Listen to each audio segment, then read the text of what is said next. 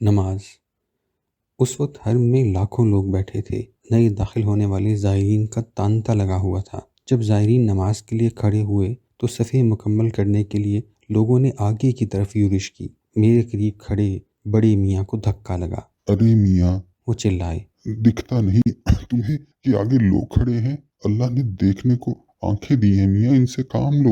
ابھی وہ بڑبڑ کر رہے تھے کہ بھیڑ کا ایک اور ریل آیا۔ بڑے میاں پھر لڑک کر ادھر جا پڑے۔ واہ صاحب واہ، عجب تماشا ہے، حرم کو اکھاڑا بنا دیا ان لوگوں نے۔ بڑے میاں پھر بڑبڑانے لگے۔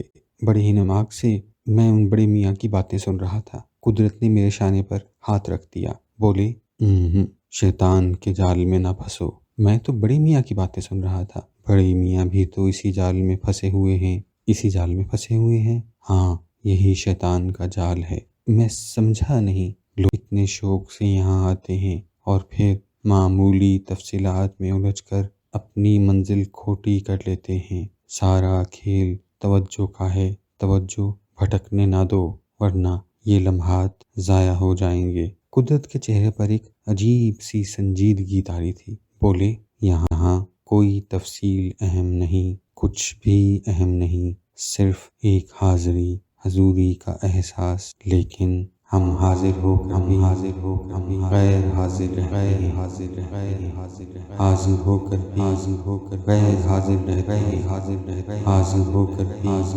غیر حاضر رہتے ہیں۔ لاؤڈ سپیکروں نے تکبیر کے بہانے شور مچا دیا۔ اللہ اکبر، نماز شروع ہو گئی۔ حرم اتنا کشادہ ہے کہ دیکھ کر جی خوش ہو جاتا ہے، لیکن نماز کے وقت وہ اتنا تنگ ہو جاتا ہے کہ جی گھبرانے لگتا ہے۔ صفوں کے درمیان کچھ فاصلہ نہیں رہتا۔